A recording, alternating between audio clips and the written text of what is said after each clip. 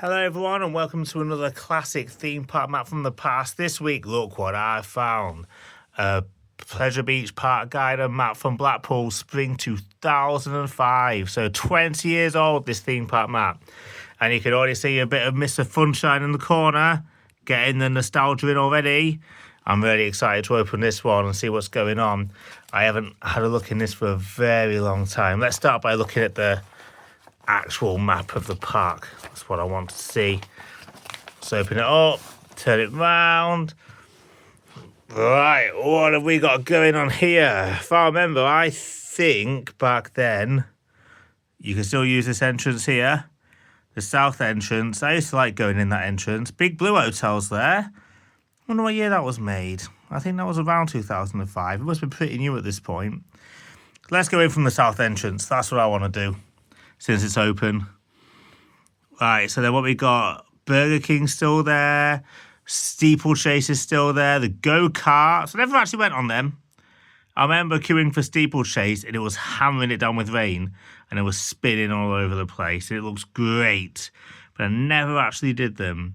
Obviously, you've got Icon missing at this part because that opened many years after 2005. You've got the big one, the Iron Brew Revolution. It still was at this point.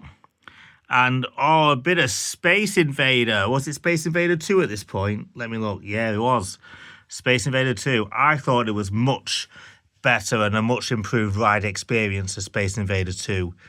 I did enjoy that, actually. It was a bit of a shame when they got rid of that. Oh, and what have we got here? A bit of Beaver Creek. So no Nickelodeon here. So we've got Nickelodeon Streak is still the roller coaster. We've got, is that Magic Mountain thing here? It will be, won't it? I remember that dark ride with the most irritating song of all time.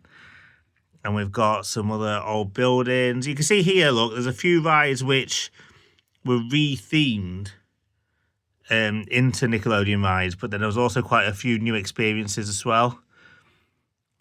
But you can see that there's a little boat ride that's still there, isn't it? That drop tower. I don't know if that's the SpongeBob one anymore. If it was rethemed, I'm not quite sure. And a log flume. That was a Chewits log flume, wasn't it, at this point? Now it's the Rugrats log flume. And then if we're moving down, what we got here? Spin Doctor. I remember that. We had to rush to that as soon as the park had opened because the queue for that used to be insane. But it was quite striking walking across the old bridge and seeing both the Fabry boosters spinning around either side of you. That was cool. And the old bumper boats. We never did them either because you had to pay extra. Turtle Chase used to be there, didn't it? Don't think it was there at this point. It must have already have gone.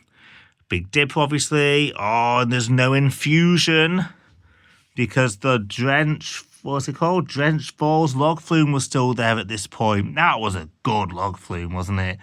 That was a proper log flume. I do miss how we don't have as many decent log flumes in the country anymore. The Grand Prix ride, which is down as Jordan Grand Prix. I remember you used to have the model of the Jordan Formula 1 car, didn't you, in the station? That was ace.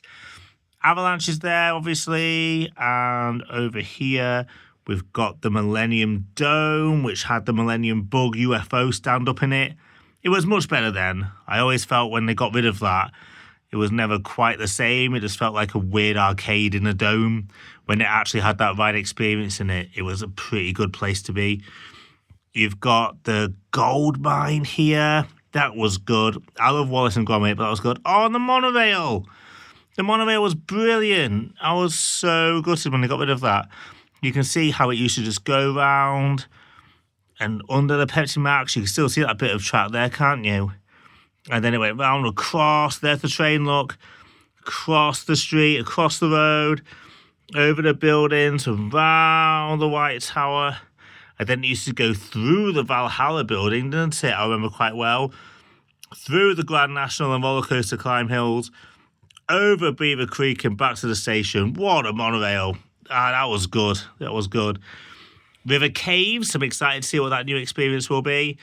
And, the Wild Mouse. That was brilliant. I miss the Wild Mouse so much. You've also here got the black hole and that white dome, which the old enclosed waltzers, which were really fun actually. I did quite like them.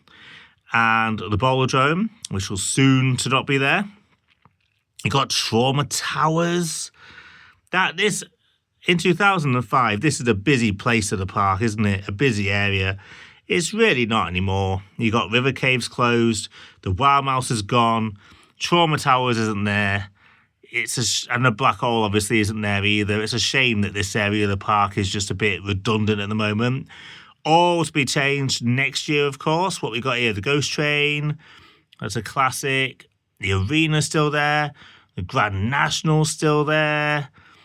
And then you've got here the Super Bowl Dodgems. I remember them. Noah's Ark, of course. What a ride. An attraction, really. You can't call it a ride, but what an experience. We all miss Noah's Ark terribly, don't we? The flying machines, the derby races, Ice Blast. Bit of false advertising there because Ice Blast never got that high.